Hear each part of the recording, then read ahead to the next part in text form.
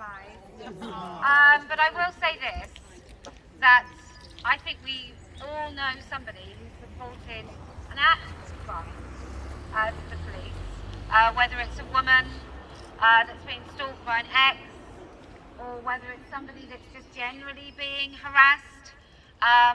And I think we all know how quickly the police come. I don't know if you've had anything stolen in the last 5 years, but they don't come. I know somebody, in fact, somebody who either comments or phoned into Tough Talk Tuesday, and I know it's someone I know very well. She had men in her house being burgled, broken in, and the police didn't come out. And then I have to say that I don't know what the time is. It takes an hour answering questions, none of which I think I'm allowed to discuss.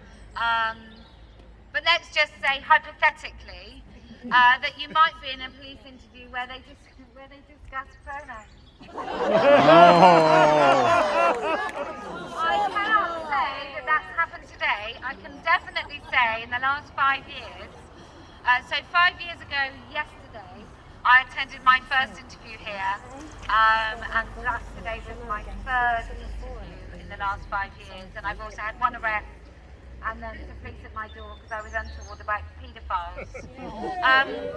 But I just think that without the culture of misogyny, which we know, which gets really serious in the police force, laughing at female victims, dead women, laughing at female victims of crime.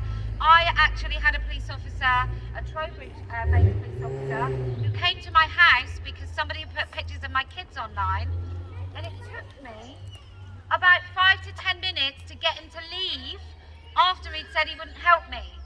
And when I came and complained about him in that police station just there, he was one of many officers that was being inappropriate with female victims of crime. So even in this leafy metropolis where I live, there may be a room somewhere to hold us all, I have no idea.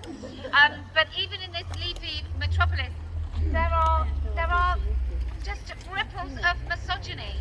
I reported a nearby brothel in which I thought women were being trafficked, and I was told, well, if one of the men that has been there to use the service, like talks about it, goes in there and talks about it, they'll investigate, but otherwise, what can they do?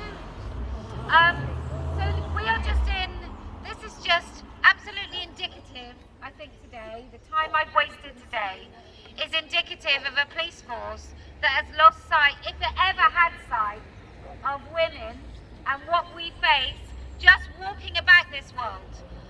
The person, people, women, group, whoever it is that reported me, imagine if that was just a group of schoolgirls who were a little bit worried about boys that were sexually assaulting them in their school. Imagine if they talked about that, we might accuse them of being far right. We might not actually listen to them at all.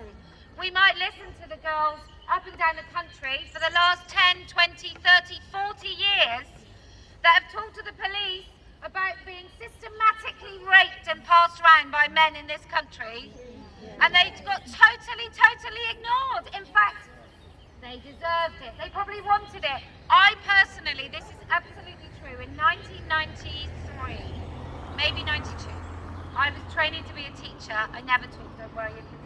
I never taught, but I went to this, I was doing a teacher training in Leeds, in an area called Eccles Hill, which is a really poor, at that time it was a really poor area, and my whole family lived in council houses, but they had neat gardens and tidy cars and shiny cars, right, and pansies and snapdragons and well-kept houses.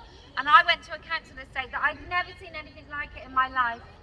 And every third house was boarded up, and there was dog poo everywhere, and there was like all the stereotypes of that sort of place, men in nice Mercedes and BMWs waiting to deal drugs.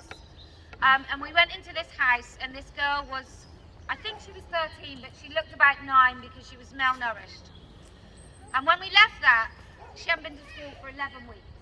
And when we left that house, the EWO, which is an educational welfare officer, truancy officer, said to me, well, she's on game, isn't she? And I was like, what? She's on game, her sister's on game, mother's on, and I didn't even know what on game, on the game in Southern speak. I didn't even know what on game meant. But there was a shrug of his shoulders that was like, chosen to be a prostitute. So what are we going to do? We're not going to step in. What a poor excuse of a human being this young woman is. At 13 years old, and I think she actually might have been 11 or 12, but 13 at the absolute top, that she was just shrugged off. And that's what happens time and time and time again, except if you are a woman, and then the attention is very much focused on you. Did you say mean words? Did you try to offend? I've just been in a police interview, and my solicitor, who's been doing his work for about 20 years, has never been in an interview room for a Section 5 public order offence. Literally, that's normally a drinking on the street where you're not supposed to drink, have a parking ticket for your own body. So anyway, that's where we are, but I want to say to all of you, thank you so much.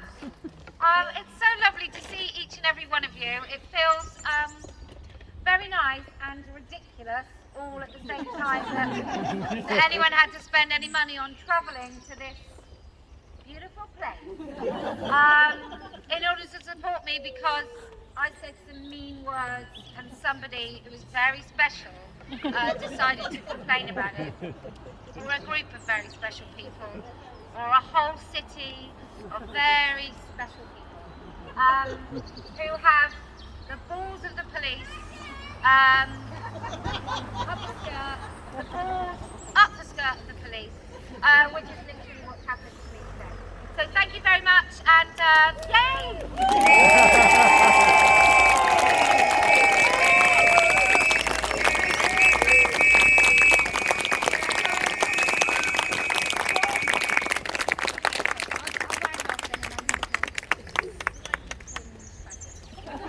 Okay, so next we just have to wait. They take it to the CPS, and then the CPS decide whether or not there is a case. Seriously, there is a case to answer. But I've got my eye on another suit for the court. I quite like these sartorial necessities. So anyway, yeah, but I don't think the people complaining or the police have heard this last little bit in which going to court will be fine. I will misgender the arse out of anyone. I absolutely hate it. Even if I don't have to, I will get it in every now and then. Because we've got to break this. We've got to break it. It just cannot continue. We've just got to break this right open. Okay, if you can gather in this beautiful town on this beautiful day with your beautiful flags, and you can stand beside people knowing that you are right, then I promise we will win. If you can find a local weatherproof that will hang us all and your shoes do not stick too hard to the carpet, then I promise we will win. And to Wiltshire, Sussex Police, to the CPS, the courts, and my complainants. Do you know why else we're going to win? Because I